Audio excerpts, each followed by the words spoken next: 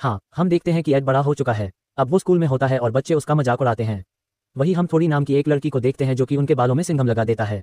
Adam Singham को निकालने के लिए वॉशरूम में जाता है, तभी अचानक उसके जूते फटने लगते हैं और उसके पैर बड़े होने लगते हैं। ये देखकर वो काफी घबरा जाता है। वो अपने पैरों को टॉयलेट पेपर से ढकने लगता है। अब वो बाहर आता है तो उसे बहुत अजीब लगता है। उसके सुनने की शक्ति काफी बढ़ जाती है। वो काफी घबरा जाता है और फिर वहां से बास्केटबॉल कोर्ट में चला जाता है और मैडम देखता है कि उसके पैर वापस से नॉर्मल हो गए हैं। तभी वहां पर टोनी और उसके दोस्त आ जाते हैं और वो लोग मैडम को तंग करने लगते हैं। इसके बाद एडम अपने घर वापस आ जाता है और वो बहुत दुखी होता है। उसकी माँ मुझसे पूछती है कि आखिर क्या हुआ। इस पर मैडम अपनी मॉम से कहता है कि वो अपने दोस्तों के साथ बास्केटबॉल खेल रहा था तो इसलिए वो ऐसा दिख रहा है। वो अपनी मॉम से झूठ कहता है। अब एडम की मॉम उसके बालों से को निकालती है और उसके बाल काट देती है। अगली सुबह जब एडम उठता है तो वो देखता है कि उसके बाल फिर से बड़े हो गए हैं। अब वो गुस्सा हो जाता है और अपने बालों को जैसे तैसे काट देता है। उसकी मॉम जब उसकी हरकत को देखती है तो उसे लगता है कि शायद उसने कल रात को ऐसा ही काटा होगा। अब उसकी मॉम उसे कैप देती है जिसे पहनकर मैडम स्कूल चला जाता है। इसके बाद हम हरिको नाम की कंपनी को देखते हैं जिसके ओनर का नाम ईस्टमैन होता है। वो अपने लोगों से कहते हैं कि हम बालों को अच्छा करने के लिए एक्सपेरिमेंट कर रहे हैं। हम इंसानों और जानवरों के डीएनए को मिलाकर एक सीरम बना रहे हैं जिससे कि बाल अच्छे हो जाएंगे। अब वो अपने लोगों को इसका डेमो भी दिखाता है जहां एक आदमी को लाया जाता है और उसे वो सीधा किया जाता है। अचानक उस आदमी के बाल आ जाते हैं लेकिन वो बाल ज्यादा देर तक नहीं रहते। ईस्टमैन कहता है कि हम अब भी इस पर रिसर्च कर रहे हैं ताकि बाल ज्यादा देर तक ठीक रहे।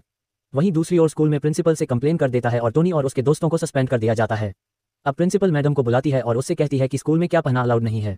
जब एडम अपने कैप को निकालता है तो वो देखता है तो उसके बाद वापस से बड़े हो गए हैं।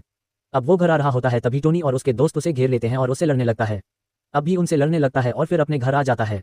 सोनी और उसके दोस्त भी उनके घर आ जाते हैं और पत्थर से एडम के घर के शीशे को तोड़ देते हैं। जब एडम कांच के टुकड़ों को साफ कर रहा होता है तभी वहां पर उसे एक सीक्रेट बॉक्स मिलता है जिसके अंदर कुछ लेटर्स होते हैं। उसमें एक ड्रेस भी होता है। जब रात में उसकी मॉम घर आती है तो वो देखती है कि एड कुछ परेशान होता है। वो उससे कारण पूछती है तो एडम कहता है कि आपने मुझसे ये छुपाई जो कि डैड ने आपको भेजे थे। वो अपनी मॉम से गुस्सा होता है। उसकी मुझे समझाने की कोशिश करती है पर वो नहीं सुनता।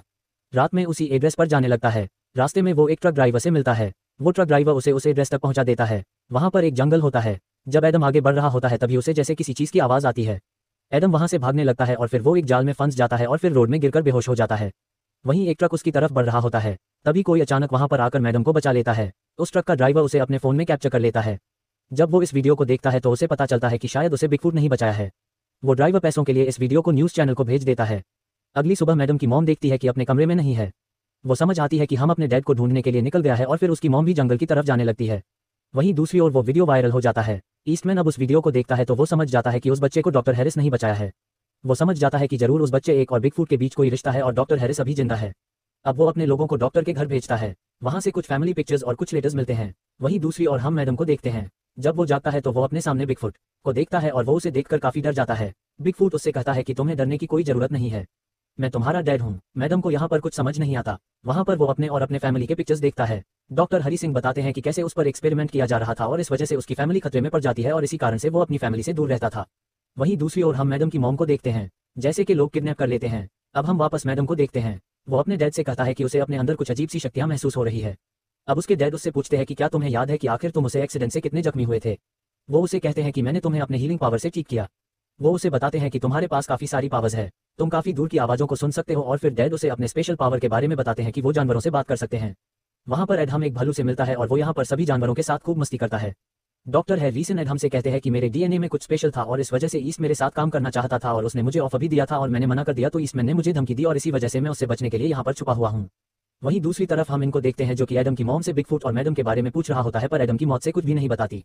वहीं पर दो रखूंगे सब देख लेते हैं और वो लोग डॉक्टर हैरिस को इसके बारे में बता देते हैं। ये सुनकर वो लोग काफी घबरा जाते हैं और फिर मैडम कहने लगता है कि ये सब मेरी वजह से हुआ है, अगर मैंने उन्हें अकेला नहीं छोड़ा होता तो ऐसा नहीं होता। तभी डॉक्टर हैरिस कहता है कि हम उसे ढूंढ लेंगे। पर एड हम अपने डैड की बात नहीं मानता है और वो अपनी मॉम की तलाश के लिए निकल जाता है।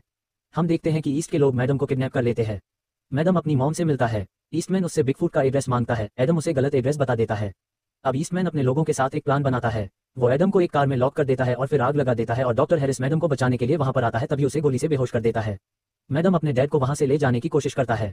तभी एक बड़ा सा पेड़ है उनके ऊपर गिरने लगता है। वो पेड़ उनके ऊपर गिरने ही वाला होता है। तभी वो भालू वहां पर आकर एडम को बचा लेता है और वहीं इसमें उसके डैड को अपने साथ ले जाता है। अब एडम अपने जानवर दोस्तों के साथ मिलकर एक प्लान बनाता है और उनसे कहता है कि उन्हें बिग को बचाना है। वो लोग एक रेस्टोरेंट में जाते हैं जहां पर ईस्टमैन के लोग थे। वो लोग उनकी गाड़ी में बैठ जाते हैं। वहीं दूसरी ओर ईस्टमैन डॉक्टर हैरिस पर एक्सपेरिमेंट करना शुरू करता है। ईस्ट में डॉक्टर हैरिस से कहता है कि अगर तुम हमारे साथ ही एक्सपेरिमेंट नहीं करते हो तो तुम्हारी फैमिली खतरे में पड़ सकती है। अब वो डॉक्टर हैरिस के डीएनए से एक बनाते हैं और उससे हमको टेस्ट करते हैं। ईस्ट में देखता है कि सीरम को लगाते ही बाल उगने लगते हैं। वो ये देखकर काफी खुश हो जाता है। उसी समय मैडम भी उस कंपनी तक पहुंच जाता है। एडम अपने हिडन पावर की मदद से अंदर की बातों को सुनने लगता है कि साथ ही सीसीटीवी कैमरा को डैमेज कर देते हैं। अब वो लोग कंट्रोल रूम तक पहुंच जाते हैं। वहां वो लोग कैमरा में डॉक्टर हैरिस को देखते हैं। एडम के साथ ही उसे गार्ड से बचने उसकी मदद करते हैं, पर सभी जानवर यहाँ पर पकड़े जाते हैं। वहीं एडम अपने डैड तक पहुंच जाता है। वो अपने डैड को अपने साथ चलने को कहता है और उसके डैड उसे घर जाने के लिए कहते हैं। कभी ईस्टमैन भी वहां पर आ जाता है और वो तुमसे कहता है कि तुम्हारे डैड हमारे साथ यहीं पर रखना चाहते हैं। एडम ये सुनकर काफी कंफ्यूज हो जाता है। उसके डैड से कहते हैं कि मैं यहाँ पर अपनी मर्जी से रोक रहा हूँ, तुम घर जाओ। मैडम समझ जाता है कि उसके डैड उसे बचाने के लिए ये सब कर रहे हैं।